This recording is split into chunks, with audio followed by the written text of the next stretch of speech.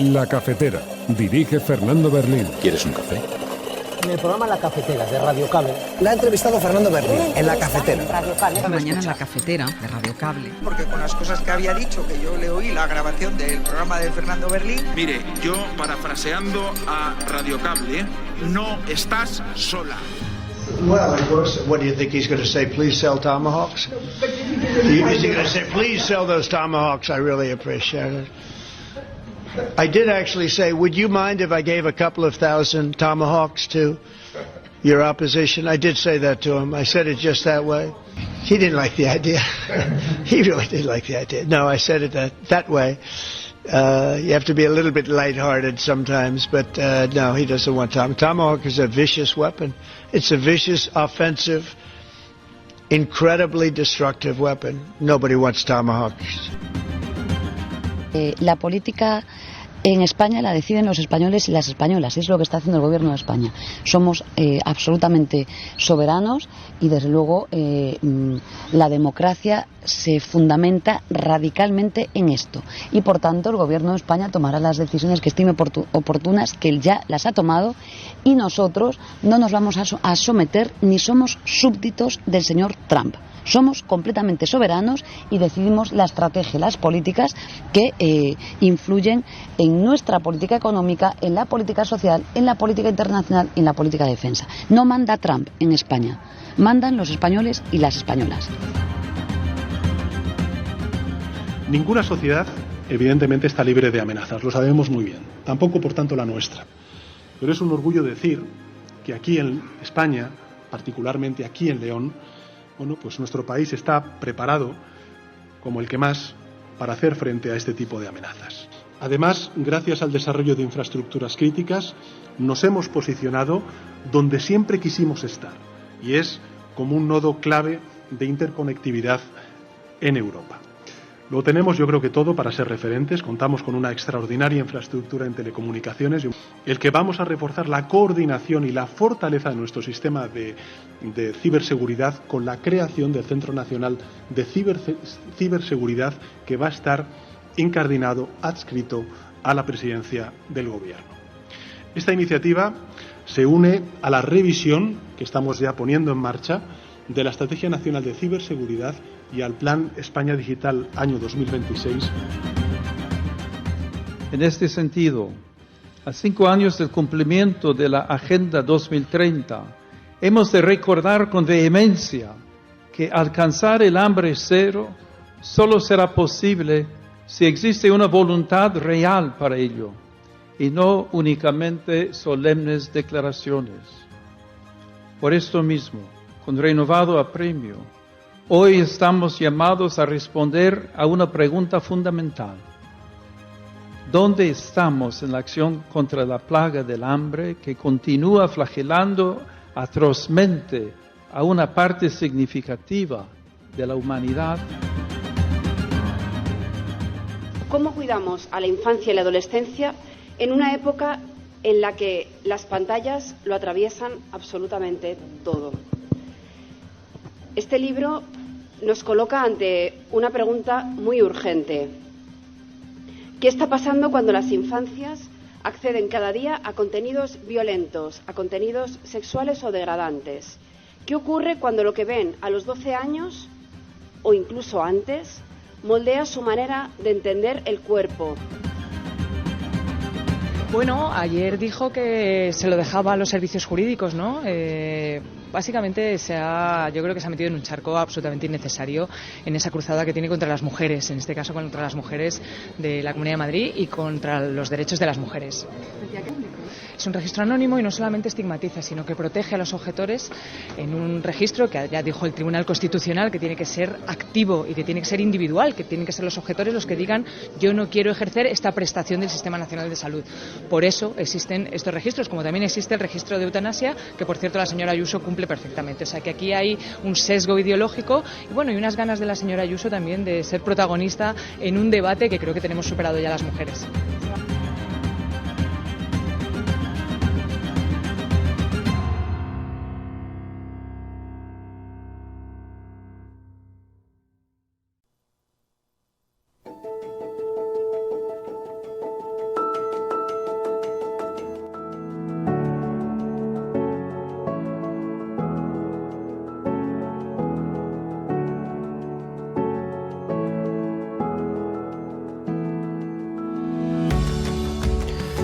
Este es el resumen de sonidos que han protagonizado en las últimas horas en nuestro pequeño mundo, con un titular hoy en las portadas a esta hora. Fracasa la OPA del BBVA al Sabadell. Fracasa la OPA sobre el Sabadell al alcanzar solo el 25%, dice El País, el ABC. En El Mundo, Torres fracasa en la OPA del BBVA sobre Sabadell. En La Vanguardia, el BBVA fracasa en su OPA al Sabadell al quedarse en el 25%. Y también en el periódico La Razón, el BBV fracasa, logra solo un 25% del capital. Bueno, en materia económica, en materia de información económica, de noticias de actualidad económica, es un jarro de agua fría para el BBVA, para su presidente, que lo había apostado todo a esta OPA, estaba totalmente decidido a esta fusión de empresas. Y a pesar de las dificultades interpuestas por el gobierno, por las dudas expresadas por la comunidad catalana, por la banca catalana, por el propio sector, que veía una concentración, bueno, discutible en esto, finalmente la OPA, a pesar de lo que el propio presidente consideraba, que creía que la sacarían adelante, habían tenido que fijar unas condiciones muy específicas que le ataban, impulsadas por el gobierno, pero dice La Vanguardia esta mañana, la operación decae tras no alcanzar el Banco Vasco el umbral mínimo del 30%. Tras un año y medio ha sido clave el rechazo de los accionistas minoritarios, y Salvador Illa y las patronales se felicitan porque la entidad en Vallesana se mantenga independiente. Claro, aquí había un conflicto que tenía que ver en algo con lo territorial. Desde Cataluña decían que perder el único banco que ya estaba fijado, que tenía su corazón puesto en Cataluña, les colocaba en una situación de cierta vulnerabilidad. Había dudas, la desaparición de sucursales, por ejemplo, en zonas pues más aisladas, la pérdida de empleo, había una serie de debates.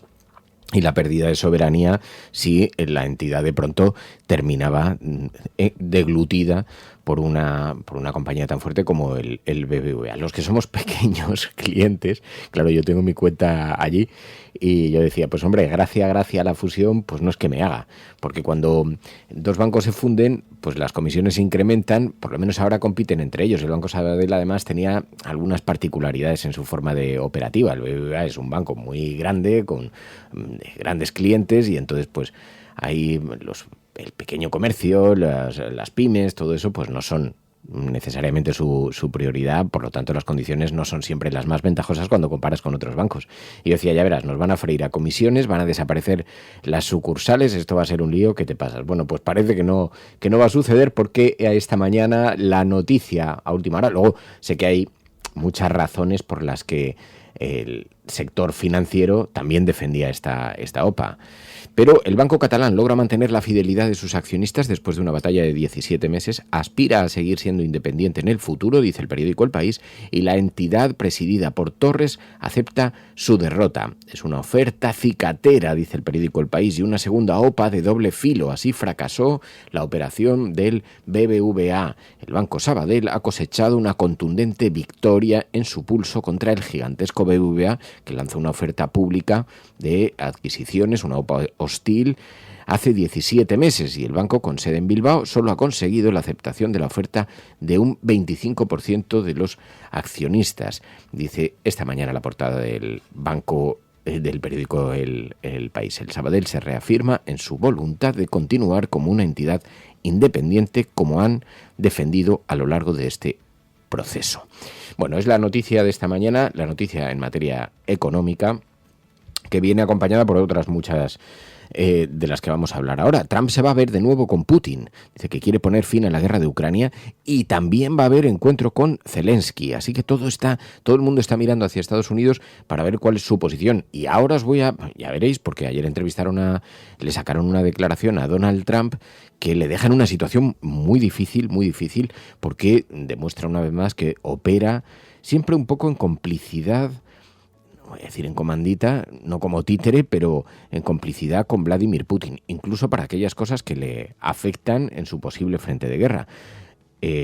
quedó absolutamente patente ayer en una declaración que le extrajeron, que os voy a poner ahora. Pero antes, muy buenos días a todos, bienvenidos a La Cafetera. Hoy es viernes, los viernes hacemos un programa especial. Ya sabéis que no solamente analizamos la prensa internacional, cómo han recogido las noticias sobre España, analizamos las noticias del día, las noticias de actualidad, y luego abrimos un espacio para la agenda de La Cafetera, para revisar aquellas noticias que se quedan en páginas interiores, muchas de las cuales han pasado por aquí por La Cafetera. Intentamos darle espacio entre semana, pero el viernes se convierte también en un día en el que abrimos el programa a todas esas noticias que merecen una portada, que merecen una primera página, que merecen un espacio destacado, porque muchas de ellas están relacionadas o con movimientos sociales, movimientos de protesta. Algunas de ellas son avances científicos, otras simplemente son avances en derechos civiles, conquistas en algunas democracias, y todo eso lo reunimos los viernes y así podemos hablar largo y tendido sobre estas cosas. Así que se convierte en un programa muy especial,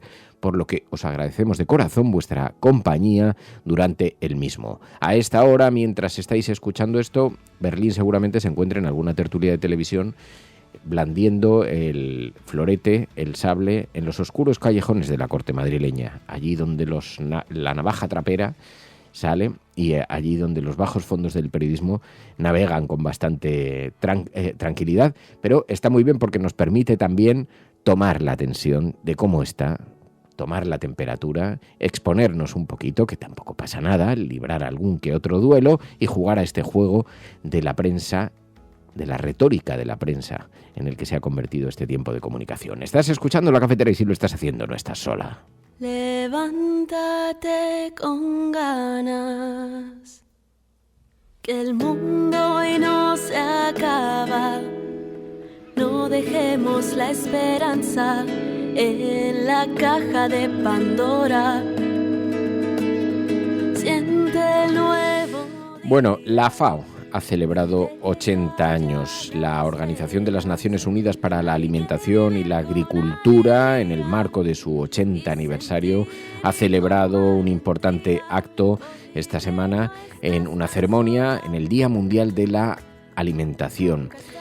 Y hemos visto, cuando se conmemoraba este 80 aniversario, cómo se habla de los retos, de las asignaturas tan importantes que tenemos por delante y el peligro, cómo estamos dejando morir de hambre a una buena parte de la humanidad. De esto alertó precisamente el Papa de visita en la FAO, que pidió voluntad real para acabar con el hambre en todo el mundo.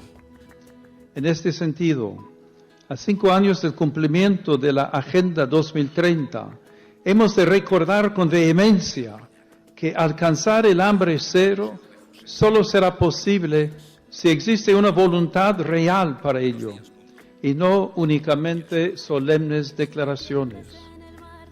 Por esto mismo, con renovado apremio, hoy estamos llamados a responder a una pregunta fundamental. ¿Dónde estamos en la acción contra la plaga del hambre que continúa flagelando atrozmente a una parte significativa de la humanidad? Es preciso y sumamente triste mencionar que a pesar de los avances tecnológicos, científicos y productivos, 673 millones de personas en el mundo se van a la cama sin comer y otros 2.300 millones no pueden permitirse una alimentación adecuada desde el punto de vista nutricional.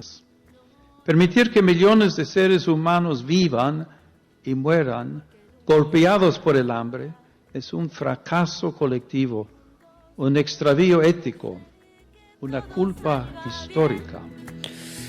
Participó también la reina Leticia, la reina de España. Allí, una de las cosas que denunciaron es que el hambre se ha convertido también en un arma de guerra. Bueno, pues con esta reunión de la FAO, claro, me diréis, bueno, Berlín es un programa progresista y el Papa, escuchando al Papa nos parece muy importante que se ponga el foco sobre el hambre, sobre la pobreza, sobre estos lugares. Parece mentira que ya no queden apenas interlocutores sociales, faros que nos guíen ante retos tan extraordinarios como ese, para los que la humanidad tendría una respuesta inmediata, si lo desease. Y mientras tanto, no. mientras tanto nos encontramos con que el mundo sigue envuelto en las hostilidades, en la tensión, en las agresiones.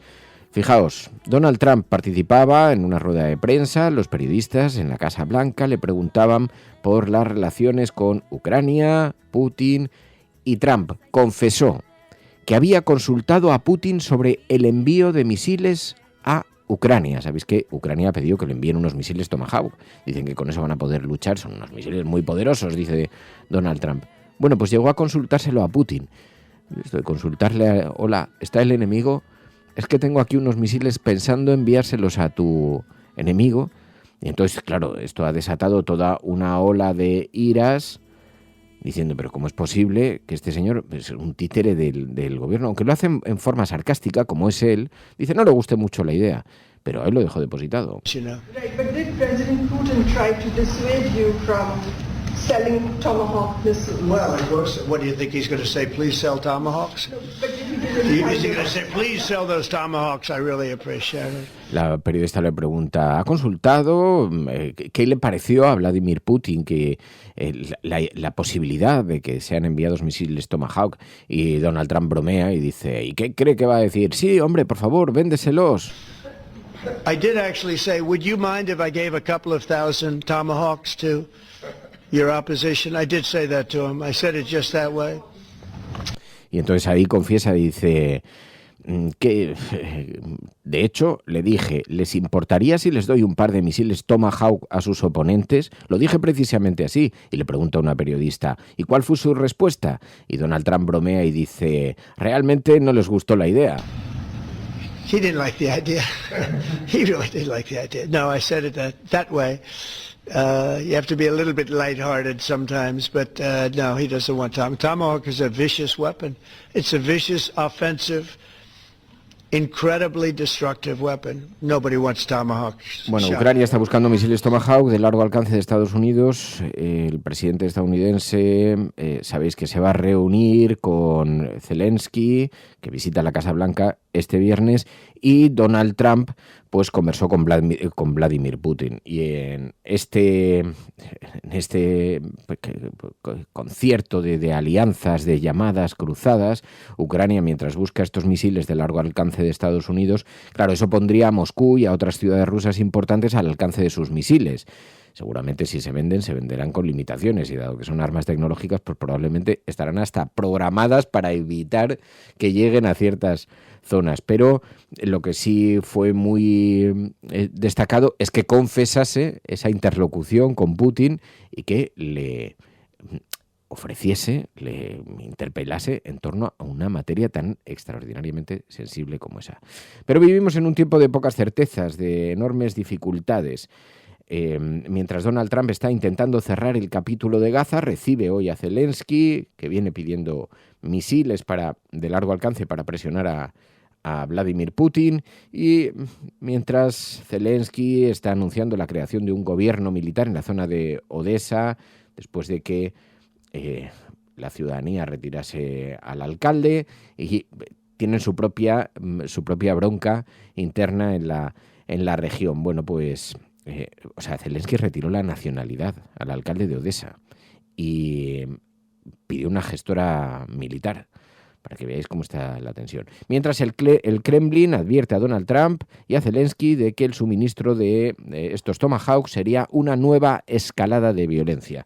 Trump sigue insistiendo en que es posible y que está tratando de terminar con esa guerra. Desde luego sería el colofón lo que necesita Trump para apuntarse otro tanto en este juego de postureo que está dirigiendo. Bueno, pues así está la cosa esta mañana en materia internacional, donde hemos visto también como las presiones de Estados Unidos para que España siga aumentando su inversión en materia de defensa, se están haciendo cada vez más intensas.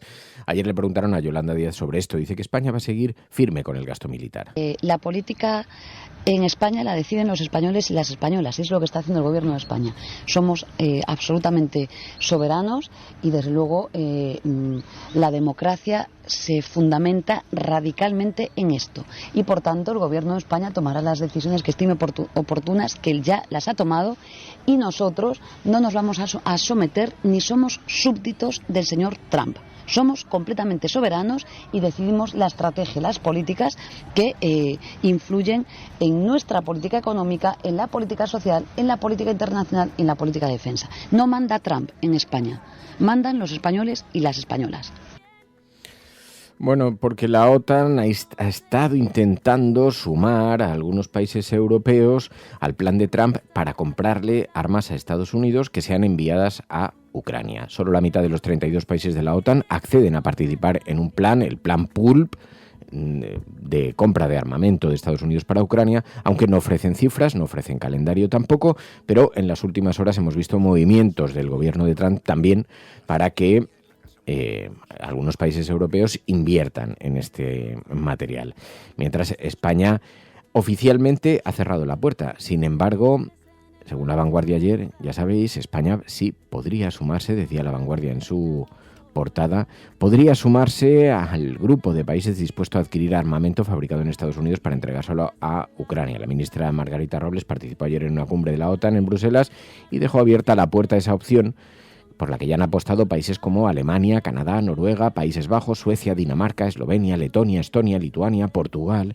Gran Bretaña ha rechazado la idea y en esa reunión en Bruselas el secretario de Guerra norteamericano presionó a los aliados. Bueno, ahora parece, las últimas informaciones, según el diario.es, apuntan a que la OTAN habría fracasado en el intento de sumar a España. Pero ya sabéis cómo son estas cosas, que te juegan la 13-14. No vamos a invertir en esto, pero casualmente teníamos unas partidas que en realidad estaban comprometidas para armas también. Bueno, en realidad son armas de mandarina, pero que vamos a invertir en esto. Entonces nos podemos encontrar con la 13, perdón por la desconfianza, pero como ya nos ha pasado en otras ocasiones, nos podemos encontrar con esto. Bueno, mientras tanto, también aquí en España hemos hablado de ciberseguridad. ¿Está España preparada para las amenazas de ciberseguridad? Dice el presidente del gobierno que sí, que está tan o más preparada que los países de nuestro alrededor. Ninguna sociedad, evidentemente, está libre de amenazas, lo sabemos muy bien. Tampoco, por tanto, la nuestra. Pero es un orgullo decir que aquí en España, particularmente aquí en León, bueno, pues nuestro país está preparado como el que más para hacer frente a este tipo de amenazas. Además, gracias al desarrollo de infraestructuras críticas, nos hemos posicionado donde siempre quisimos estar, y es como un nodo clave de interconectividad en Europa. Lo tenemos, yo creo que todo para ser referentes. Contamos con una extraordinaria infraestructura en telecomunicaciones. El que vamos a reforzar la coordinación y la fortaleza de nuestro sistema de ciberseguridad con la creación del Centro Nacional de Ciberseguridad, que va a estar incardinado, adscrito a la presidencia del Gobierno. Sí, anunció el presidente del Gobierno la creación de un Centro Nacional de Ciberseguridad que estará, como decía, vinculado a la oficina del presidente del Gobierno y pretende fortalecer el ecosistema de ciberseguridad, fomentar su innovación, aumentar la inversión, una estrategia nacional que se une a la que ya está impulsada por el Ejecutivo en el Plan Digital España 2026 para fortalecer la ciberseguridad y para aumentar la inversión. Así que veremos inversión indirecta en asuntos relacionados con la defensa a través de esta oficina de ciberseguridad. Mientras tanto, lo que sí que piensan es que hay que hacer mucha pedagogía entre los pequeños, medianos empresarios, entre el conjunto de la ciudadanía sobre la importancia de la ciberseguridad, porque tiene que haber una verdadera cultura de ciberseguridad. Dice, cuando uno sufre un cibercrimen, los instrumentos que permiten tener garantías de seguridad tienen que estar en su máximo rendimiento. Bueno, mientras tanto, precisamente de los riesgos, los peligros de la seguridad, los peligros de las pantallas, la violencia a través de las pantallas, fueron puestos ayer en evidencia por la ministra de la Juventud, Sira Rego. Dice que hay una avalancha de violencia por las pantallas, que tenemos un gran reto por delante en esta materia. El tiempo que vivimos y a preguntarnos cómo cuidamos a la infancia y la adolescencia en una época en la que las pantallas lo atraviesan absolutamente todo. Este libro nos coloca ante una pregunta muy urgente. ¿Qué está pasando cuando las infancias acceden cada día a contenidos violentos, a contenidos sexuales o degradantes? ¿Qué ocurre cuando lo que ven a los 12 años o incluso antes moldea su manera de entender el cuerpo, de entender la relación, la empatía o el consentimiento? Creo que estaremos de acuerdo en que no estamos ante un fenómeno marginal, en absoluto, o al contrario. Las pantallas se han convertido en parte del ecosistema vital de niños y niñas y también de su educación emocional.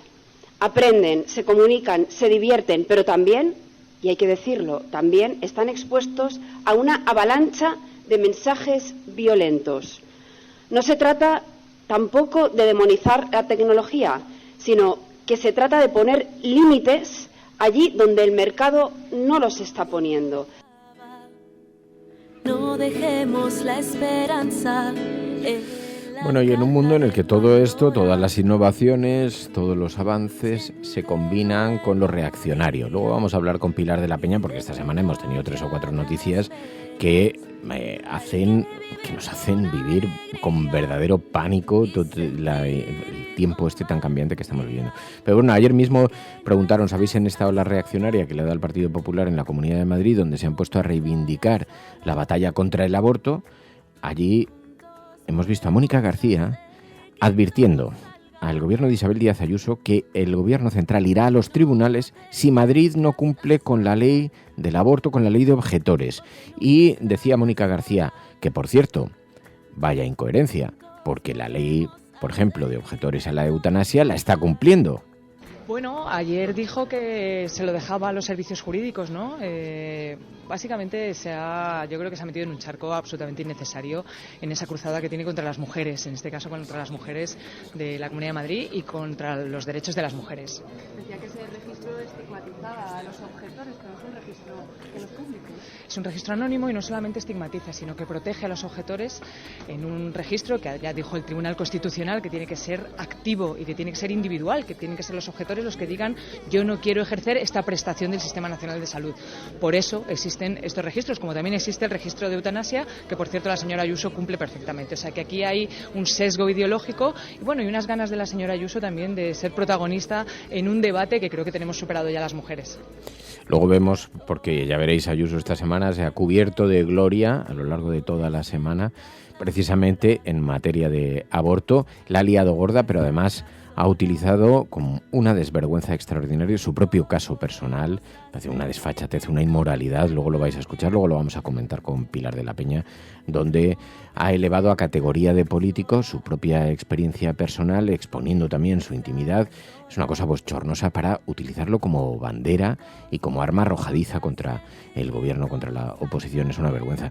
Luego lo vamos a escuchar. Bueno, esto es La Cafetera. Si lo estás escuchando, eres la resistencia y no estás sola. Recuerda que este programa se sostiene gracias a la ayuda de los oyentes, gracias a los suscriptores. Los oyentes de La Cafetera sostienen este programa. Hazte mecenas y únete ya a la resistencia cafetera. radiocable.com/mecenas. Sí, más necesaria que nunca vuestra ayuda en este tiempo tan de reacción, en este tiempo tan peligroso donde van ascendiendo extraordinariamente, con muchísima fuerza, todos los movimientos de extrema derecha. Bueno, y sabéis que en La Cafetera tenemos lo que se ha convertido en el concurso, en el momento clave del programa, una iniciativa que pone en evidencia aquellos periódicos que utilizan su portada de la manera más florida para tratar de influir entre los ciudadanos. Hoy la cosa está muy difícil, os lo reconozco, porque toda la información es de actualidad económica. Según el periódico El País, fracasa la OPA del BBVA al Sabadell. Mismo titular también para el ABC. Fracasa la OPA del BBVA sobre el Sabadell al alcanzar solo el 25%. Duro varapalo para la cúpula de la entidad, que aspiraba al menos al 30% que le habría dado la opción de una segunda oferta, dice ese periódico. Además, Koldo viajaba con un cuarto sobre para pagar prostitutas. Lo llevaba en sus desplazamientos con Ábalos de ministro. El juez le mantiene en libertad, pero señala el dinero que queda por encontrar del asesor de la exmano derecha de Pedro Sánchez. Dice: además, en el periódico El Mundo, Torres fracasa en la OPA. También el PP apuntala su rescate a los autónomos con una prórroga de las cuotas y una universidad. Y también España y todo el sur enfrentan amenazas de drones en el mar, dice el comisario de Defensa de la Unión Europea.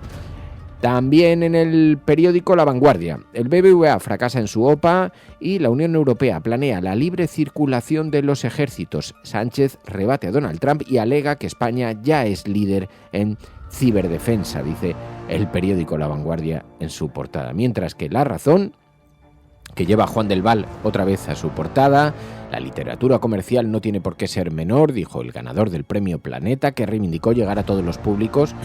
Y también La Razón, en su portada, habla de Koldo. No entiendo que Aldama esté libre y Santos en prisión. El ex asesor de Ábalos habla con La Razón tras callar ante el juez. Defensa férrea de Cerdán. El exministro y su antiguo escolta enfilan el camino al banquillo sin aclarar el origen del dinero. Solo por este comentario, yo no sé si estaréis de acuerdo, si seréis partidarios o no, pero me hace mucha gracia este giro. Ábalos, el ex asesor de Ábalos, Koldo, habla con La Razón tras callar ante el juez. Que es muy gracioso porque te está dando una entrevista y tú le echas a los pies de los caballos. Dice: señor juez, que aquí está cantando, ¿eh? Con nosotros canta, con usted ya, si eso ya, pues ya otra cosa, ¿eh? Ya si eso ya. Que es primero ponerse una medallita que te cagas, para que lo lean los lectores de, joder, pues habrá que comprar más este periódico. Si aquí cantan lo que en otros lugares callan, pero además... sí, con sus críticas. No entiendo que Aldama esté libre y Santos en prisión. Me vais a permitir que esta mañana, sin más dilación, ya está, que le ponemos demasiada emoción a todo esto. Sin más dilación, yo mismo le autoconceda esta mañana al redactor de esa frase nuestro premio, nuestro galardón más florido, porque tiene su pequeño encaje. También hoy la cosa está francamente difícil, que casi todas las noticias están relacionadas con lo económico. Pero una vez más, La Razón, que ahí se disputa en la primera posición con el ABC en la confección de portadas floridas, vuelve a llevarse el título en nuestro programa. Bueno, vamos a escuchar ahora cómo ha tratado la prensa internacional todas estas noticias y luego vamos a hablar con Pilar de la Peña sobre este otro asunto. Las noticias de la agenda cafetera, noticias que han pasado inadvertidas, pero que merecen un capítulo, que merecen tener posición entre los medios de comunicación. Recuerda, esto sucede gracias a ti, y en estos tiempos es más necesaria que nunca tu ayuda. Que formes parte de la resistencia cafetera, que te sumes a los mecenas, a quienes apoyan, a los suscriptores que apoyan el programa para que pueda sobrevivir. radiocable.com/mecenas. Los oyentes de la cafetera sostienen este programa. Hazte mecenas y únete ya a la resistencia cafetera. radiocable.com/mecenas. Programas de radio, de televisión en España. La prensa burlándose de nuestra propuesta. Podrán decir todos los periódicos del mundo lo que quieran. Que a democracia vai ganhar. En España, el ex vicepresidente del gobierno... En España finaliza el recuento de votos en los comicios municipales y autonómicos con una participación del 64%. Rodrigo Rato is under investigation. Dejaré lo mejor de mí, para poder estar a la altura de la confianza que ustedes me han entregado. No olvidamos justicia, verdad, respeto. Seguimos. Bueno, pues ya sabéis que abordamos la prensa internacional aquí en la cafetera desde una perspectiva, mirando cómo han recogido noticias sobre España y de qué manera han proyectado, por lo tanto, la imagen de nuestro país en el exterior, junto a Pilar de la Peña. Pilar de la Peña, buenos días. Hola, buenos días. En una semana en la que hemos visto la amenaza de Trump de imponer un castigo con aranceles a España por el gasto en defensa y la respuesta del gobierno ha tenido bastante repercusión, ¿no? Muchas, sí, la verdad, especialmente en medios anglosajones y en algunos europeos como los franceses. Fíjate que a final de la semana pasada ya tuvo bastante eco en medios como Newsweek, como de Político, como Al Jazeera, Le Figaro, Euronews, Bloomberg, The Spiegel, pues la sugerencia de Donald Trump en aquel encuentro que tuvo con el presidente finlandés de expulsar a España de la OTAN por no gastar lo suficiente, según él, en defensa, ¿no? Esta sugerencia, este comentario hacia Donald Trump. Luego, es verdad que a lo largo de esta semana tuvo lugar la cumbre en Egipto para la firma del acuerdo de paz entre Israel y Hamas, y bueno, ahí se pudo ver, incluso asistió Pedro Sánchez, asistió por supuesto Donald Trump, porque fue una cumbre hecha a su gloria y en general a colocarle, a darle un poquito el tipo de respaldo y de protagonismo que le gusta, y ahí les vimos en un encuentro a ambos líderes estrechándose la mano de forma muy cordial, y a Donald Trump incluso decir que Pedro Sánchez estaba haciendo un trabajo fantástico.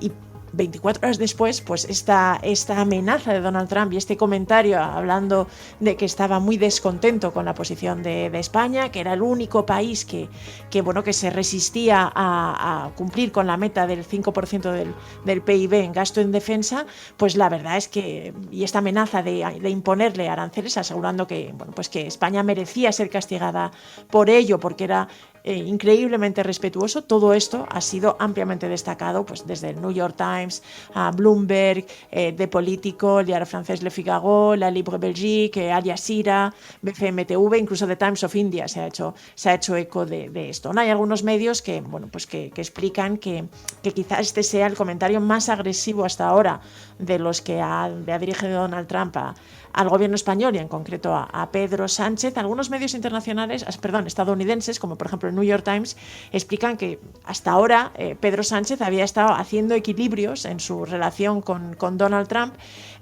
pues plantándole cara en algunos asuntos importantes, sobre todo que le permitían un poco reforzar su mayoría a nivel doméstico, ¿no? Es decir, con los miembros más de izquierda de su coalición de gobierno, pero intentando no pisar demasiadas líneas rojas y no ir lo suficientemente lejos como para provocar que hubiera algún tipo de repercusión o de reacción real por parte del mandatario estadounidense. Y señalaba que este último comentario evidenciaba que quizá este equilibrio podía estar cambiando y que después de varios días, semanas o meses que Donald Trump parecía que estaba evidenciando y haciendo crecer este malestar por la posición de España, pues había desembocado en este anuncio de castigo, de posible castigo comercial con aranceles, ¿no? Bloomberg también decía lo mismo, de Político también hablaba un poquito de que este había sido el comentario más agresivo, aunque destacaban que de momento no había indicios de que realmente Estados Unidos estuviera dispuesta por ejemplo, a expulsar a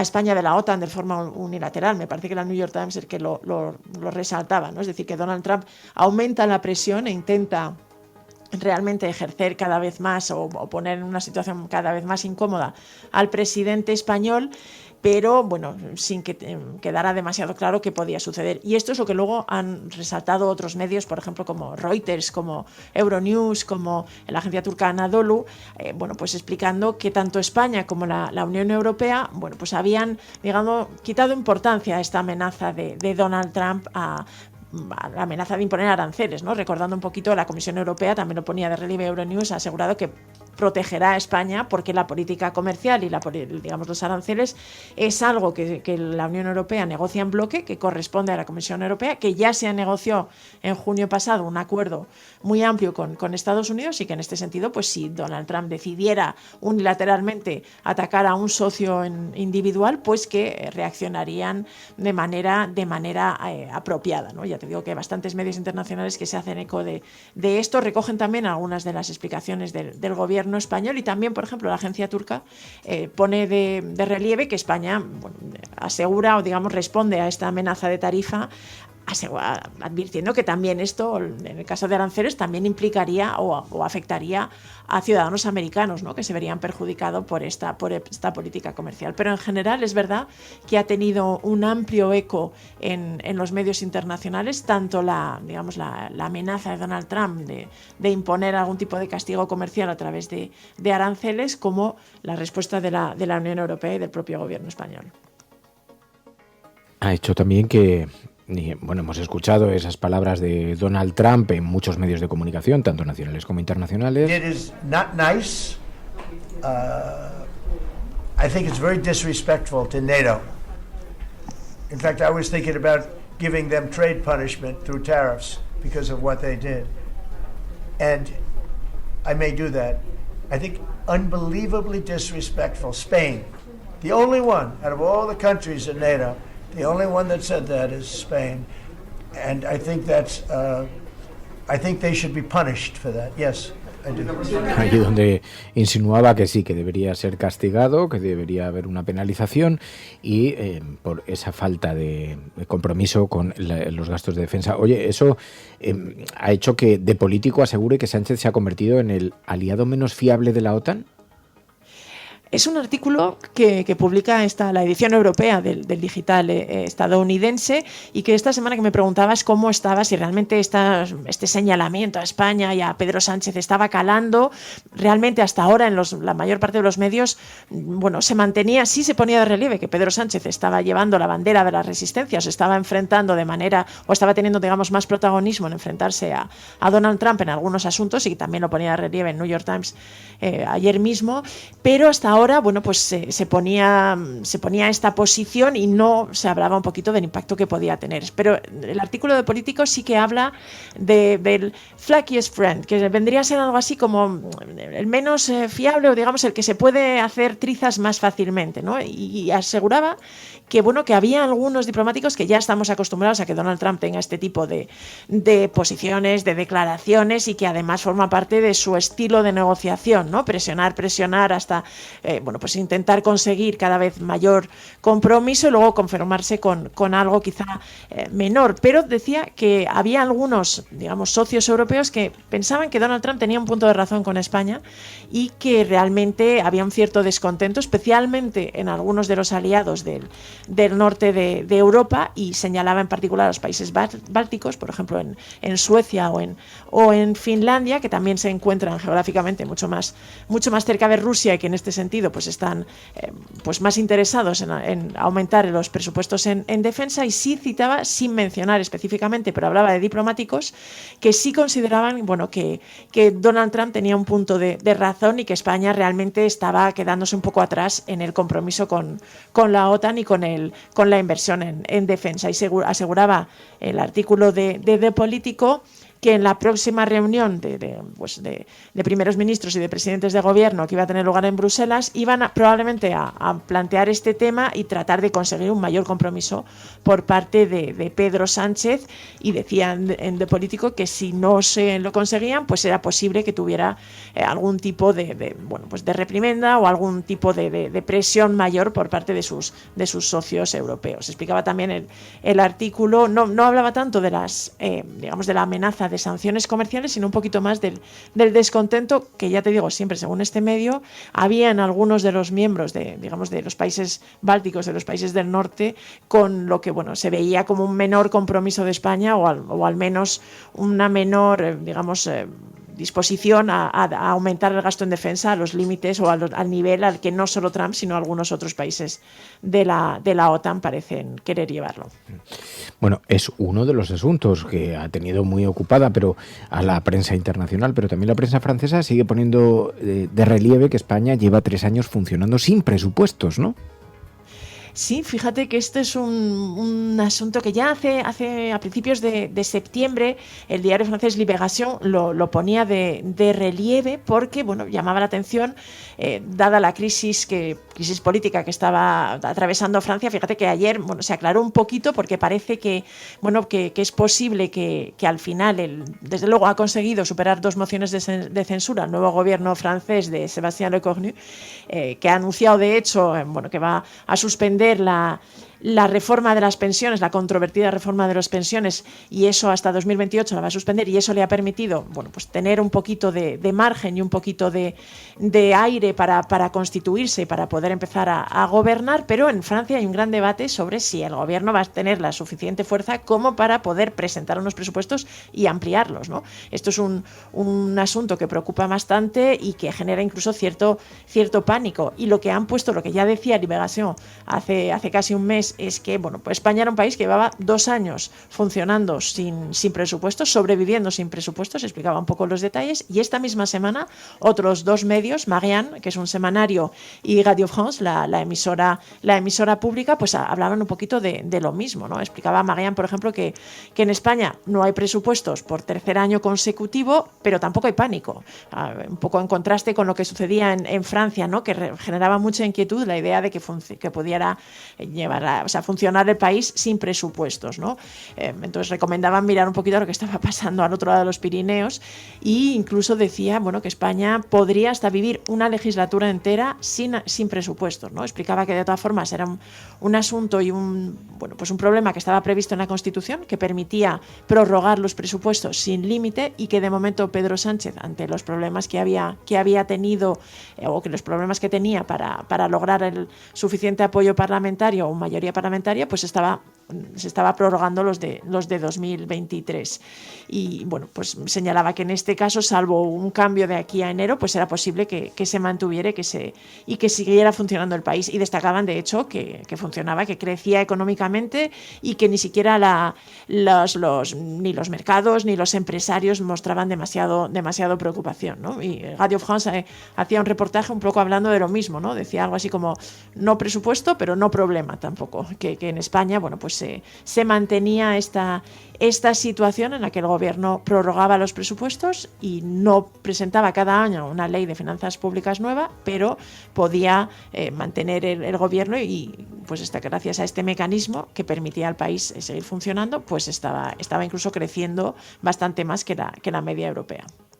Oye, y sobre los cribados del cáncer en Andalucía, que aquí ha tenido bastante repercusión, ¿en el exterior ha habido algo? Pues cada vez más, y fíjate que esta semana, cuando se empezaron a conocer los primeros detalles, sí que hubo unos cuantos medios, por ejemplo The Irish Times o el de Tageszeitung, el diario alemán, France 24, la emisora francesa, y algunos medios también incluso de Malasia, de Borneo, algunos medios también en Estados Unidos que se hicieron eco de ella, pero esta semana ha tenido bastante protagonismo en medios alemanes. Le han dedicado Die Welt, del diario, y Deutschlandfunk, que es la emisora pública alemana, se han fijado en ello, pero quizá el más llamativo y el más contundente ha sido el Frankfurter Allgemeine Zeitung, que además es el diario como de referencia, ¿no? El diario más emblemático que hay en Alemania, y que hablaba un poquito del escándalo y de la situación que se estaba viviendo en Andalucía, ¿no? Y que hablaba de cómo al menos 2.000 mujeres pues habían visto cómo se les informaba de sus pruebas de detección precoz del cáncer de mama con meses o incluso con casi un año de retraso, y que esto había hecho que algunas murieran, que para algunos casos la advertencia o digamos el resultado llegara tarde y ya enfermaran y de manera bastante trágica, ¿no? Explicaba un poquito, se hacía eco del escándalo, de las denuncias de las mujeres, y sobre todo lo que ponía de relieve es que esto había puesto bajo el foco y había dejado que se cuestionara la responsabilidad del gobierno del Partido Popular y de su líder, de Juanma Moreno, que que estaba siendo señalado y bastante criticado por la gestión sanitaria. Incluso dejaba una pregunta el diario alemán, dice, además desde la misma entradilla, ¿no? Entre interrogantes, pero planteaba la posibilidad de que hubieran descuidado el sistema sanitario desde el gobierno conservador, y en este sentido pues recogía por un lado las denuncias de las asociaciones de mujeres afectadas por estos retrasos, que consideraban que no era un error o un fallo, sino que había sido una negligencia criminal, ¿no? Mencionaba que Juanma Moreno había reconocido que había sido que la situación era muy grave, que estaba intentando poner medidas drásticas para reparar o para intentar revertir y corregir un poquito los problemas, pero también mencionaba que desde la oposición se acusaba al gobierno del Partido Popular de estar privatizando sigilosamente el sistema, y de hecho mencionaba que aunque Juanma Moreno en el Parlamento andaluz aseguró que ninguna de las pruebas del cribado de cáncer de mama se había externalizado y se había sacado fuera del sistema de sanitario andaluz, pues que sin embargo se había publicado en España que sí que había habido un contrato del gobierno andaluz con una clínica de Granada para llevar a cabo más de 300.000 exploraciones en 2021. Así que se hacía eco de todas estas denuncias y de todo este escándalo que seguía golpeando al gobierno del Partido Popular en Andalucía. También hemos visto varios medios internacionales que se hicieron eco de las protestas de Futuro Vegetal, ¿no? ¿Qué protestas fueron estas? Bueno, esta protesta que sobre todo en algunas televisiones internacionales, pues desde NBC o BFM-TV, que es una televisión francesa, Euronews, Russia Today, pues que se han hecho eco de ellas porque son dos activistas de Futuro Vegetal, dos activistas climáticas que lanzaron pintura roja contra un cuadro de Cristóbal Colón en el Museo Naval, ¿no? Todos estos medios las muestran, la acción de protesta fue grabada por el propio colectivo Futuro Vegetal y fue difundido y ha llegado a todas estas televisiones un poquito por lo impactante de las imágenes, ¿no? Lo que destacan los medios internacionales es que eran activistas climáticas, pero que vandalizaron una pintura de Cristóbal Colón en Madrid coincidiendo con el día de la fiesta nacional, y que, bueno, pues que eran en el fondo una protesta más que climática, digamos, en defensa de la justicia ecosocial y reconociendo o, digamos, apoyando los derechos y las reivindicaciones de los pueblos autóctonos, ¿no? Pues un poco por la ocupación de sus territorios. Algunos medios como Euronews explicaban que las dos activistas habían sido detenidas y acusadas de un delito contra el patrimonio y que la pintura había sido dañada, aunque había podido ser restaurada por el Museo Naval, y bueno, pues que esta acción se englobaba un poquito en las protestas que Futuro Vegetal lleva un tiempo protagonizando, denunciando generalmente acciones climáticas y en este caso concreto, bueno, pues la celebración del 12 de octubre, intentando reconocer los derechos de los pueblos autóctonos de los países colonizados por España. También hemos visto como varios medios ponían el foco en la generación de nietos de exiliados por el franquismo, ¿no? Sobre todo Le Monde, que le dedicaba un reportaje, el diario francés, que lo abordaba desde la perspectiva tanto un poquito más, digamos, emocional y filosófica, ¿no? De cómo pues muchas personas, muchos nietos de personas que tuvieron que salir de España a causa de la guerra civil o de la represión franquista, muchos rojos, ¿no? Empezaba el artículo recogiendo el caso de un fotógrafo que había nacido y se había criado en Bélgica porque su abuelo tuvo que abandonar su pueblo pues a poco de empezar la guerra, porque prácticamente no le dejaban casi ni comprar pan, era un paria en su pueblo, y como él y sus padres habían vivido en Bélgica, pero él se había sentido muy vinculado con sus raíces, digamos, con su tierra original, y había decidido volver con algo más de 20 años, había decidido volver a vivir a lo que era su tierra, ¿no? Y explicaba que sentía que España era al menos su tierra tanto como Bélgica, y ponía de relieve Le Monde pues esta especie de vínculo que existía, este vínculo emocional que existía entre muchos, digamos, de los nietos, de la generación de los nietos del exilio, ¿no? Que explicaba, que entrevistaba incluso a Emilio Silva, nuestro Emilio Silva, que explicaba que este regreso tenía sobre todo un sentido emocional, porque muchas de esas heridas y mucha de esa memoria y de esos traumas se heredaban realmente de padres a hijos o de abuelos a nietos, y que en este caso pues existía esta búsqueda y este fenómeno. Y en Le Monde lo que se destacaba es que existía un movimiento bastante amplio de estos nietos, ¿no? Explicaba que de hecho el vínculo que se había establecido había impulsado al gobierno español a aprobar en 2022 la llamada ley de nietos, ¿no? Que favorecía que buena parte de los descendientes de estas personas que tuvieron que exiliarse pues tuvieran facilidad para obtener la nacionalidad, y explicaba que realmente había habido un boom, o sea, citaba las cifras oficiales del gobierno que revelaban que en 3 años había habido 876.000 solicitudes de la nacionalidad española por parte de descendientes de exiliado, que la mayor parte eran desde Argentina, desde México, Venezuela, pero había habido otros países, y que de hecho más de 400.000 ya se habían concedido, es decir, que 400.000 nietos habían logrado la nacionalidad española, y muchos de ellos habían vuelto probablemente a vivir a España. Explicaba que no había datos precisos de cuántos de estos nietos habían regresado, pero dado el volumen de nacionalidades y sobre todo dada el crecimiento de población de España, podría decirse que había una reacción en ello, ¿no? Y también mencionaba que, por ejemplo, como argumento para explicar que algunos de estos descendientes de exiliados habían vuelto a España, explicaba que, por ejemplo, de los más de 800.000 personas nacidas en Colombia que viven ahora en España, únicamente 285.000 lo hacían y registrados con la nacionalidad colombiana, ¿no? Y que algo similar sucedía también con Francia, que había unos más de 217.000 personas nacidas en Francia que residían en España y únicamente 123.000 estaban inscritos con la nacionalidad francesa, ¿no? Un poco dando a indicar que esta generación de nietos del exilio pues estaba bastante pues, bien representada en España y que se estaba dando este fenómeno. Oye, la prensa internacional coloca el foco, proyecta la imagen de nuestro país, no es el único tema que los viernes enfoca nuestro programa Cafetera, donde intentamos poner ese punto de relajación, porque el fin de semana se acerca, se aproxima, hay que cogerlo buen ánimo, Pai, con el buen ánimo que sea posible. Siempre. Tengo aquí unos palitos de pan que me estoy comiendo. Lo digo porque es de bastante mala educación. En la radio está prohibido esto de comer mientras se habla. Dicen que es de muy mala educación. ¿No? Masticar y... Pues son palitos grisini. Crujido. Palitos crujientes de pan, que son una delicia. Así que discúlpenme ustedes, que llevo muchas horas intentando procesar y entonces estoy necesitado de energía. De azúcar, de glucosa, ¿ya sabéis?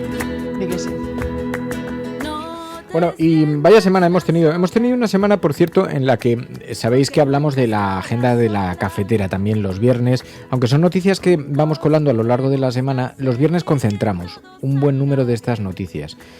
Eso significa que son estas noticias que pasan más inadvertidas, que, bueno, la prensa pues cuela en páginas interiores y nosotros recuperamos aquí en la cafetera porque consideramos que tienen que tener espacio propio y aunque ya ocupan suficiente, durante la semana nos hacemos eco, pero noticias de todo tipo, de todo estilo. Por ejemplo, las manifestaciones que ha habido. Bueno, es que ha habido un montón de manifestaciones, porque hemos visto en Marruecos manifestaciones, en España manifestaciones por Gaza, con un montón de detenidos, un montón de gente echada a las calles protestando por el genocidio en Gaza a lo largo de toda la semana. Pero ha habido algunas muy interesantes, con algunas características que las hacen especiales, Pai. Por ejemplo, las de Madagascar. Protestas de la generación Z. Sí, este protagonismo de la generación Z, pues en la política y el impacto que están teniendo, una generación que en general se la señalaba así, se la despreciaba un poquito como poco involucrada en política. Bueno, pues esto está cambiando. Realmente desde los últimos meses estamos viendo que la gente más joven, los menores de 24 años, están saliendo a la calle para reivindicar cambios y que realmente los están provocando. Fíjate que en verano fue noticia en Nepal porque hubo unas manifestaciones muy importantes, entre otras cosas porque el gobierno de turno intentó restringir el acceso a las redes sociales y esto fue señalado y fue denunciado por la generación Z un poquito, no tanto por el aspecto, digamos, más, pues no sé, frívolo del asunto, sino porque consideraban que realmente era un intento de restringir la libertad de expresión y además de continuar con la corrupción que era rampante. Y hubo unas manifestaciones brutales, incluso llegaron a quemar, a incendiar el Parlamento, obligaron al primer ministro a renunciar.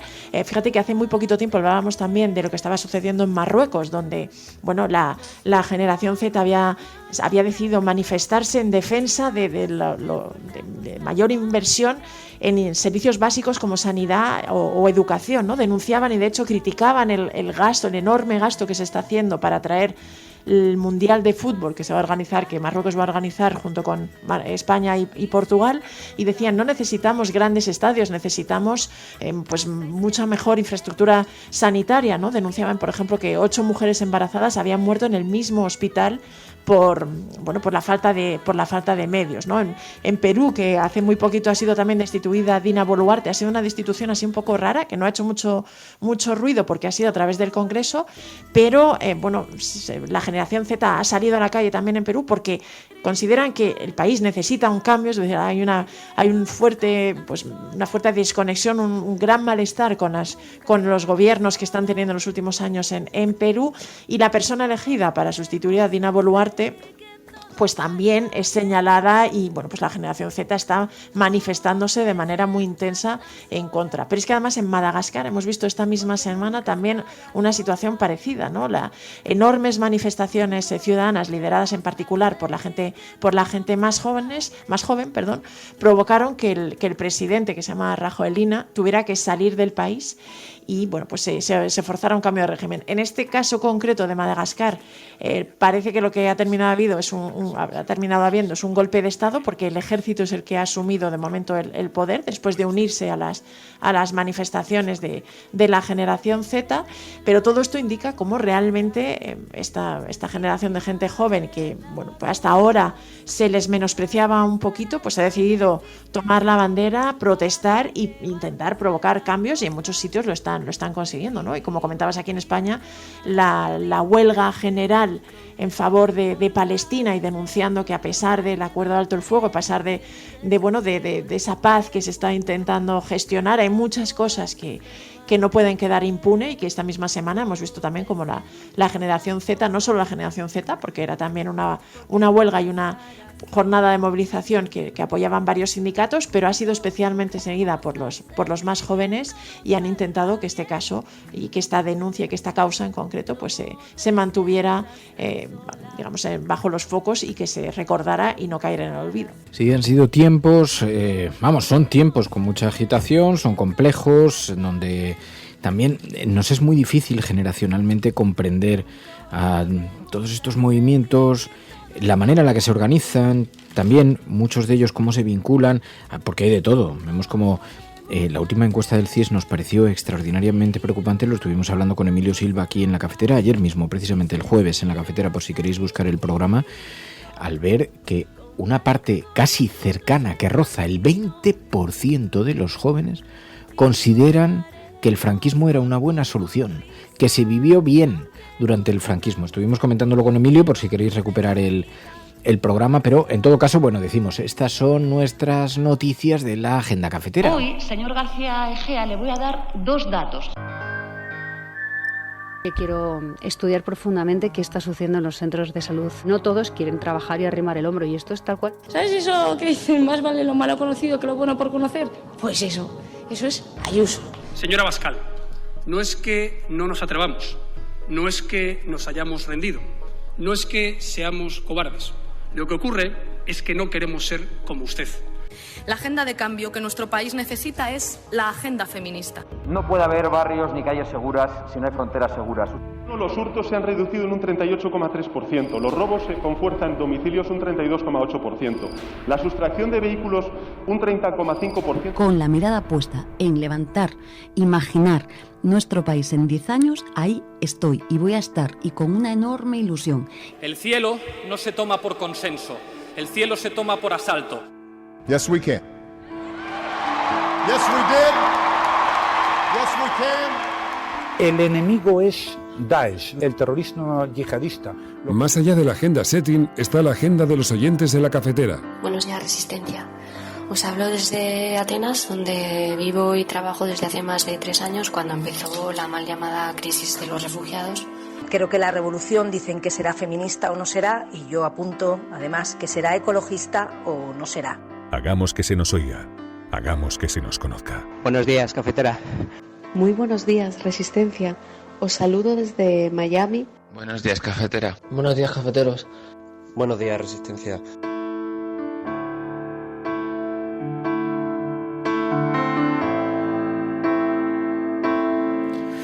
Bueno, pues la agenda de la cafetera decíamos que nos ha dejado algunas movilizaciones muy importantes en Madagascar, protestas, la generación Z, que termina con la salida del presidente, la toma de poder del ejército, pero hemos visto también cosas muy interesantes. En Uruguay, que se ha protegido el derecho a la eutanasia, ¿no, Pai?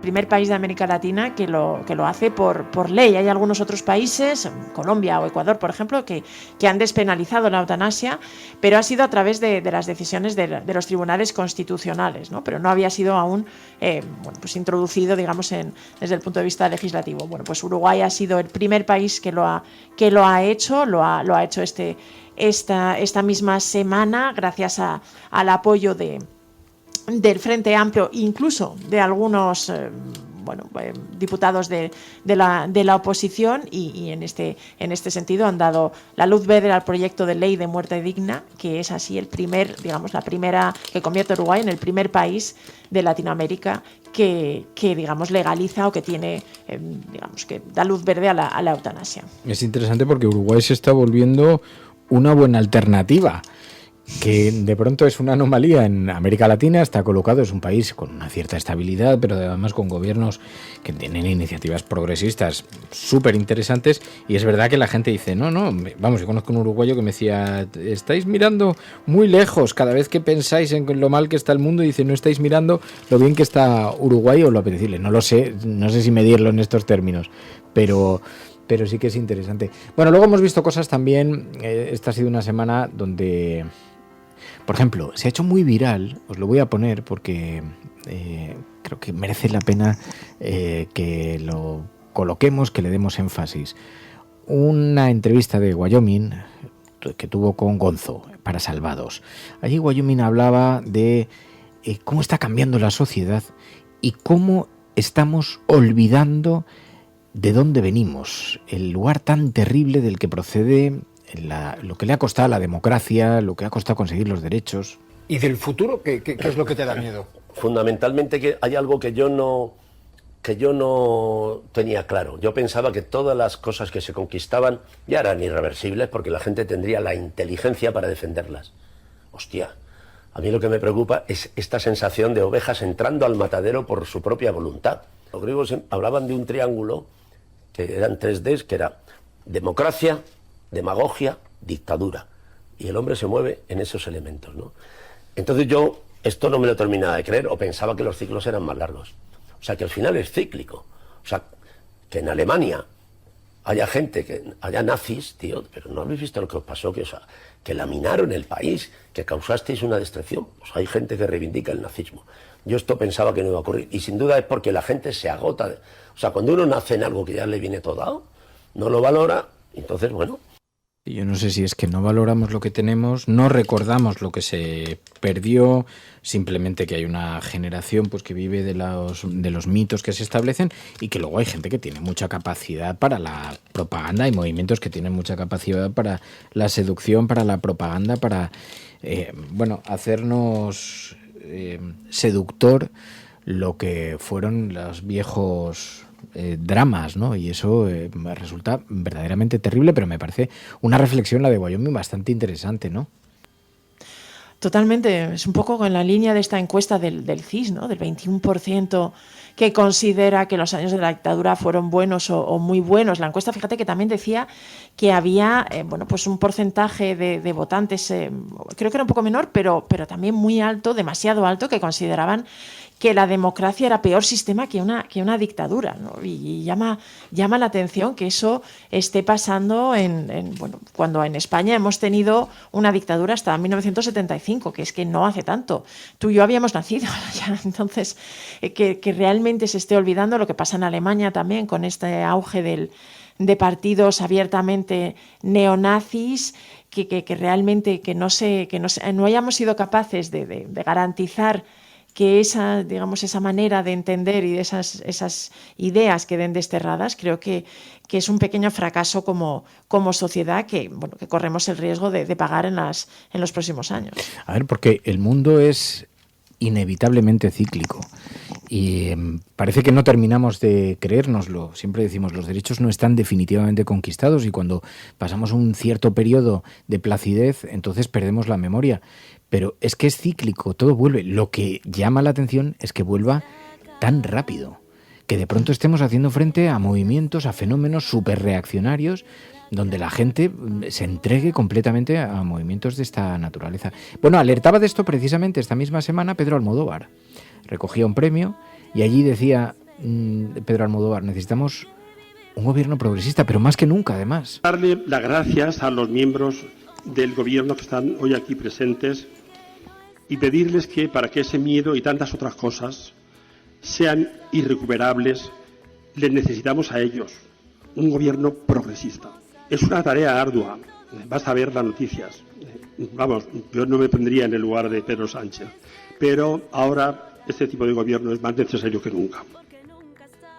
Creo que hay un pánico, pavor compartido, que compartís vosotros en la audiencia, que compartimos nosotros, que comparten también las élites culturales, la gente progresista, quienes tienen un poquito de experiencia a sus espaldas, quienes peinan algunas canas, quienes tienen algunos años, sobre el miedo a volver otra vez al lugar tan oscuro del que salió este país y que costó tanto. Y sin embargo hay una generación, hay un grupo, la gente joven que está entregándose y no solo miedo, un grupo, ¿no? Es decir, están resurgiendo debates que parecían ya tan solucionados, tan consensuados. El aborto, lo que está pasando ahora con el aborto, como ya sea, porque además esta semana hemos escuchado también al alcalde de Madrid, a José Luis Martínez Almeida, dar un poquito marcha atrás, ¿no?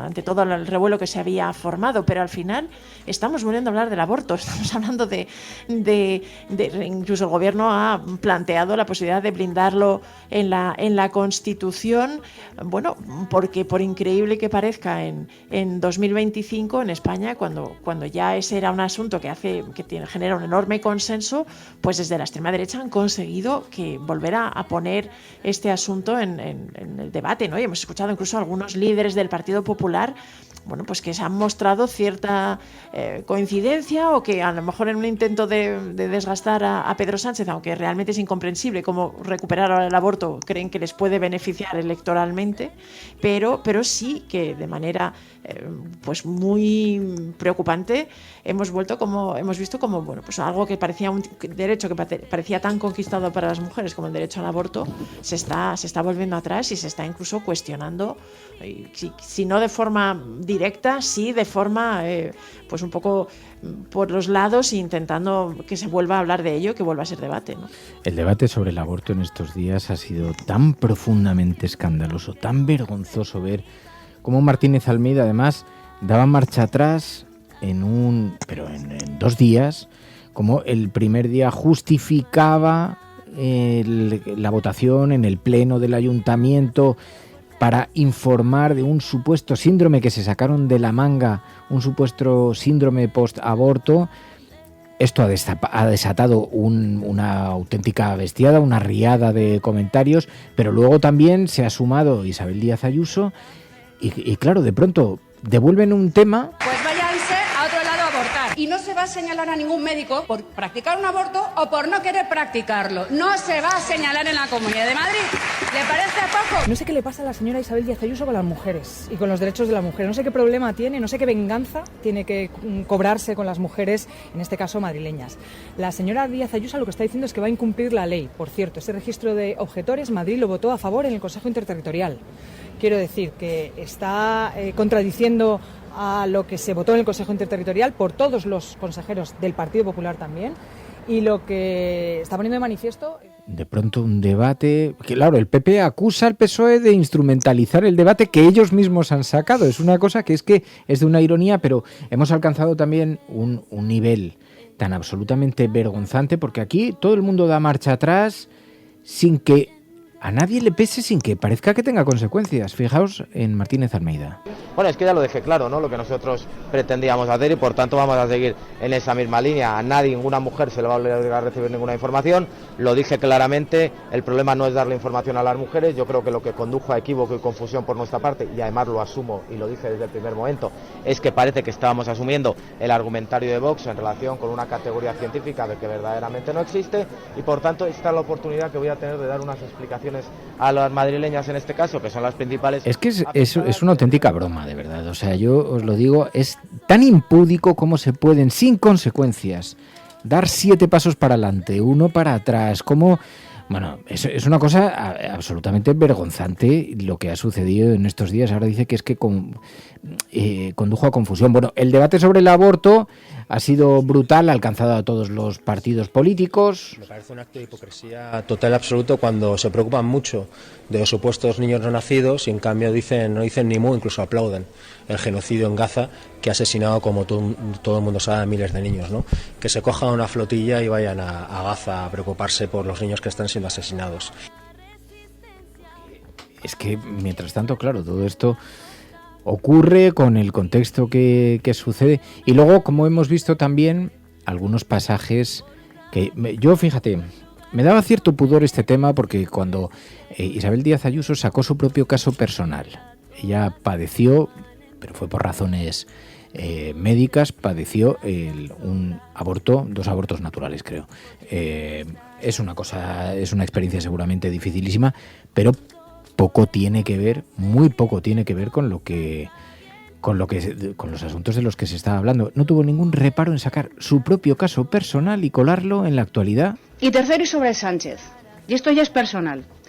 Se lo digo porque hoy se ha dirigido a mí como la semana pasada en tono machito sobre el tema del aborto. Y le voy a explicar que soy mujer, que soy una mujer libre y que lo he sido toda mi vida. Que he sufrido 2 bebés, la pérdida de 2 bebés. He sufrido 2 veces, por desgracia, el drama del aborto. Sé lo que es. ¿Tengo que recibir lecciones del presidente del gobierno? ¿Quién se cree quién es el presidente del gobierno para hablar en nombre de todas las mujeres? Por todas. Y también si se cree Dios para hablar en nombre de la vida, con esa facilidad, con esa ligereza, con esa frivolidad. Por tanto, en España, las mujeres hemos pasado de las lecciones del franquismo a las lecciones del sanchismo. Enhorabuena a todos. Hostia, yo sé que es un caso personal, que es en un asunto muy particular, muy privado, muy doloroso seguramente, y no se me escapa, pero en el momento en el que lo colocas al servicio de la instrumentalización política, en el momento en el que coges y conviertes eso en un asunto de objeto de debate para callar bocas, a mí me resulta de un impúdico que creo que además, por cuestiones de honestidad, moral, no se puede dejar pasar. O sea, seguro que sufrió muchísimo con esto, seguro, no me cabe ninguna duda, y lo lamento muchísimo, debe ser una experiencia muy poco agradable. Ahora bien, hay que tener poca vergüenza para utilizarlo políticamente, una cosa como esa, que luego se quejará de que alguien aluda a eso después de haberlo utilizado políticamente, ¿no? Me parece, es una cosa que me es tan difícil de entender a Isabel Díaz Ayuso, Pai. Yo también, y luego es un poco esa costumbre o esa, yo creo que, no sé si es habilidad, defecto, pero esto que dice de mezclar una serie de cosas que no tienen nada que ver. ¿Cómo puedes comparar el drama? El aborto es un drama siempre, incluso aunque las mujeres ejerzan ese derecho, pero el aborto siempre es un drama. Pero no puedes comparar lo que es tener un aborto espontáneo con el que quede garantizado el derecho al aborto. Y aquí lo único que se está hablando es esto, ¿no? De estos intentos de bueno, pues especialmente desde Vox, pero parece que con cierto apoyo del Partido Popular, de cuestionar estas prácticas, de dificultar en la medida de lo posible que se lleven a cabo, en un asunto además en el que, bueno, pues siempre es un drama y siempre son muy dolorosos en cualquier caso, ¿no? Y utilizar un caso personal que además no encaja en esto para intentar justificar políticamente o para aprovecharlo para criticar al presidente del gobierno, con quien mantienes una especie de enfrentamiento visceral desde que eres presidente de la Comunidad de Madrid, no sé, es que dice mucho del personaje en que se ha convertido Isabel Díaz Ayuso, ¿no? Pues yo creo que es una puta vergüenza directamente, y a partir de ahí entiendo Pero bueno, es verdad, mientras tanto, el genocidio, Palestina, ya llegaron a Madrid esta semana los últimos tripulantes que estaban detenidos en Israel. Uno de ellos, Reyes Rigo, que sabéis que estaba además en prisión porque mordió a una funcionaria israelí que la estaba agrediendo y cogió y le pegó un mordisco. Realmente aquí lo que hay que poner el foco es en Palestina, es en el pueblo gazatí, es en denunciar el estado genocida de Israel y sobre todo, bueno, exigir al gobierno de España que ponga una denuncia ante el Tribunal Internacional de Justicia por haber secuestrado en aguas internacionales a 49 ciudadanos españoles y llevarlos a una prisión para terroristas en suelo ocupado por Israel, y Y decía, bueno, sobre todo eso, que tienen la denuncia ante el Tribunal Internacional de Justicia. Y yo estoy bien, y lo que yo o los compañeros hayamos podido vivir no es nada comparado con lo que miles de palestinos y palestinas sufren y llevan sufriendo hace muchos años y están en las cárceles, pudriéndose en las cárceles. Entonces, bueno, pues el caso de los activistas que, jugándose la vida, se fueron para denunciar el bloqueo naval de entrada de ayuda humanitaria, intentando sortear ese bloqueo, y que fueron detenidos por Israel. Es verdad, en aguas que Israel ha decretado que están sometidas a un bloqueo, no para ayuda humanitaria, porque eso es ilegal, pero por su cuenta y riesgo. Y vimos a los últimos tripulantes ya volviendo a sus países, pero en una acción que es muy meritoria, que luego a mí me ha resultado muy descorazonador, muy vergonzante, pero tampoco me pilla, no soy ningún ingenuo, ya sé cómo funciona esto y no me parece para nada una novedad, pero la cantidad de críticas que les han lanzado desde las tertulias más reaccionarias, y es alucinante, ¿no? La gente que se está exponiendo, que está poniendo su vida, su cuerpo, que está dedicando su tiempo al activismo, a participar de acciones como esta, que además tiene un gran riesgo, porque aquí todo el mundo bromeaba, frivolizaba con el asunto, pero Israel en otras ocasiones ha entrado a sangre y fuego contra los tripulantes, o sea, y en esta misma ocasión desde drones han lanzado artefactos explosivos e incendiarios contra los barcos, que no han caído encima de nadie por puro milagro, que podían haber provocado una verdadera desgracia. No sé, criticar, burlarse, convertir esto en asunto de mofa, me parece que dice tanto, retrata tanto sobre el momento social que estamos viviendo, que estamos padeciendo, país. Sí, y en este sentido estoy acordándome ahora de la noticia de un diputado del PP en las Corts Valencianas, que bueno, cuando llegó Juan Bordera, que es este diputado de Compromís valenciano que viajaba a bordo de la flotilla, que lo entrevistamos aquí en la cafetera, que nos contaba un poquito además cómo bueno, pues todos estos comentarios y estas burlas realmente pues no tenían en cuenta que no eran unas vacaciones, que no era una situación nada cómoda para muchos de ellos, que muchos lo estaban pasando realmente mal. Y fíjate que recién llegado y recién denunciado toda la situación que habían vivido, hubo un diputado del PP que le recibió diciéndole: qué gordito has salido de Auschwitz. Así que esto evidencia bastante bien bueno, pues la catadura moral, como decían, como le dijo Joan Baldoví, de algunos diputados del Partido Popular. Es una vergüenza, es un escándalo, es el retrato de la inmoralidad, pero que acompaña al tiempo que vivimos, porque claro, partiendo de la base de que estamos asistiendo a un genocidio y que parece que el mundo está mirando para otro lado.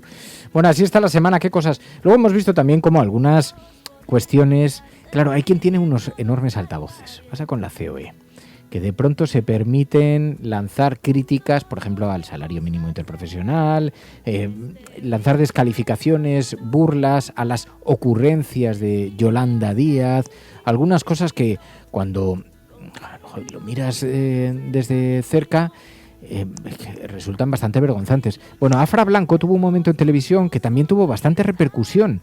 Después en las redes sociales se convirtió en muy viral, precisamente señalando al presidente de la COE, a Garamendi, hablando sobre los costes salariales. Las cuentas que hace Garamendi son antes o después de las horas extras. ¿Campeón? ¿Antes o después? Claro, bienvenidos a la política de la patronal en España en pleno siglo XXI. Sufrir para sobrevivir. Esa es la verdad. Aquí el problema no es que los trabajadores trabajen menos horas, aquí el problema es que haya Garamendis que durante décadas viven de la metáfora barata. Y he dicho bien metáfora barata porque pregunta, el señor Garamendi está defendiendo la jornada de Alcaraz para los trabajadores. ¿También está defendiendo que los trabajadores cobren por hora extra lo mismo que cobra Alcaraz? ¿A que no? ¿A que eso no es lo que está defendiendo? Esa es la realidad. El señor Garamendi está, me vas a permitir que lo diga así de claro, con el chiste cayetano. Lo dice siempre. Está con el chiste cayetano. Garamendi no defiende jornadas, está defendiendo tribunas. Y el día que baje a la pista Garamendi, ese día le darán vergüenza sus propias palabras. Chiste cayetano son lo que... Los chistes cayetanos.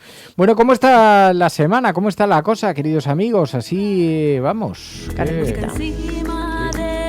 No hay quien descanse, ¿eh? No hay quien mire esto con un poquito de ole, ole, alegría. Pero así hemos estado en la semana. Hay que buscar buenas noticias. Ya. Ya, lo que pasa es que no siempre resulta... Bueno, hemos hablado de algunos avances científicos que han sido también increíbles. Y como siempre, una vez más, en la cafetera intentamos poner ese foco, como hace Noticias Positivas, porque hemos visto algunas cosas.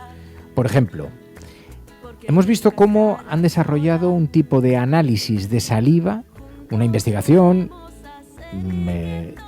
que podría revelar el riesgo de padecer cáncer.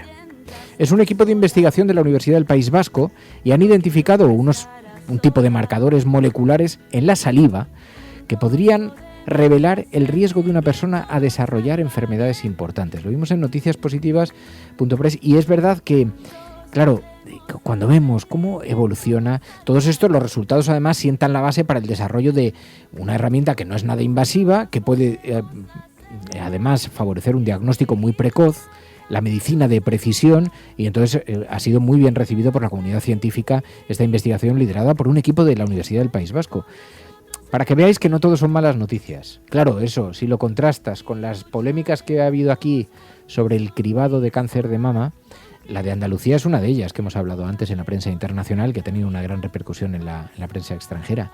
Pero es que también hemos sabido, lo denunciaba el Mercantil Valenciano, el periódico Levante, que Sanidad allí, en la Comunidad Valenciana, no llamó a 90.000 mujeres que deberían haberse hecho una mamografía en el año 2024. Todo esto lo han denunciado, lo recogieron en un informe interno de la Generalitat Valenciana, salió la denuncia en el Congreso, lo recogió, se comentó en las Corts Valencianas y todo esto lo destapó después el periódico Levante. Que es gravísimo, o sea, gravísimo, porque la manera en la que se está deteriorando también todo el sistema sanitario público, la manera en la que estamos conociendo negligencias tan importantísimas, también nos revela un poco el descuido de todo eso. Pero fíjate el contraste, hay noticias excelentes, noticias extraordinarias. De hecho, te voy a contar una cosa. Esta semana hemos hablado del paso del tiempo, lo difícil que es para los que vivimos la crisis de los 50, lo duro que en ocasiones resulta. Y tampoco quiero en esto convertir, que a todo el mundo le pasa y ya está. Pero la eterna juventud. Resulta que investigadores japoneses han descubierto la proteína que es responsable del envejecimiento y eso abre la puerta, dicen, hacia la prevención de enfermedades que están vinculadas a la edad. Es uno de los grandes desafíos a los que se ha enfrentado la ciencia, los secretos del proceso del envejecimiento, y dicen que estamos más cerca que nunca de la eterna juventud. ¿Te imaginas? Es una pasada. En ratones hemos visto cómo conseguían... Tampoco, porque todo esto siempre es muy exagerado, siempre acaba en titulares muy... Pero como ir un poquito marcha atrás, recortar, creo que decían hasta en 10 años, el proceso de envejecimiento. O sea que quizás si estamos a cosas, mientras vemos aparecer a los monstruos del fascismo, mientras vemos resucitar todos los grandes dilemas y las preocupaciones, a lo mejor vemos cosas que son muy positivas, sí. Pero yo no sé. Fíjate, la semana pasada hubo una noticia también de un paciente que había logrado sobrevivir casi 6 meses con un hígado de cerdo modificado genéticamente que le habían trasplantado. O sea, es una pasada. O la proteína que han encontrado también en estos días, que causa una reacción autoinmune en la ELA, y esto, dicen, puede desarrollar terapias que frenen la progresión de la enfermedad. O sea, cada día estamos asistiendo a descubrimientos, a nuevo conocimiento, a esperanzas para todo tipo de enfermedades, algunas de ellas gravísimas, y vemos cómo se abre la puerta, se abre la luz a la esperanza, y eso es en todo caso bastante extraordinario. Así que, queridos amigos, esto ha sido la semana de la cafetera, para bien o para mal. Ahí hemos visto relucir cómo salían a relucir muchas de estas cosas, y la semana que viene pues encontraremos nuevos motivos para la alegría, nuevos motivos para la esperanza y para la celebración, que es muy importante, ¿sabes? Recordad que el jueves Emilio Silva presenta su libro y que hemos convocado allí además a los oyentes de la cafetera que se pasen por la librería. Aprovechad, ya que no hacemos tantas desvirtualizaciones, la librería Traficantes de Sueños. El jueves 23 de octubre a las 7 de la tarde vamos a estar acompañando a Emilio Silva. Va a presentar su novela Néveda, de la que estuvo hablando ya aquí en la cafetera, de la editorial Alquibla. La librería está en la calle Duque de Alba 13, Duque de Alba 13. O sea que si tenéis la oportunidad, si pasáis por Madrid, 23 de octubre a las 7 de la tarde, es el próximo jueves, es una ocasión perfecta para sentarse a escuchar a Emilio Silva, para conocerlo en persona, para abrazarlo en persona y para poder tomarse un vinito en compañía de los oyentes y de los miembros de la cafetera. Así es, queridos amigos. Bueno, pues nos marchamos. Gracias, Pai. Muchísimas gracias por todo. Gracias a la Resistencia, siempre. Volvemos el lunes con más cosas, porque sí, esto es la cafetera. Y si lo estás escuchando, eres la Resistencia y no estás sola. Buenos días, buenas tardes o buenas noches, cafetera. Adiós. Porque nunca estarás sola.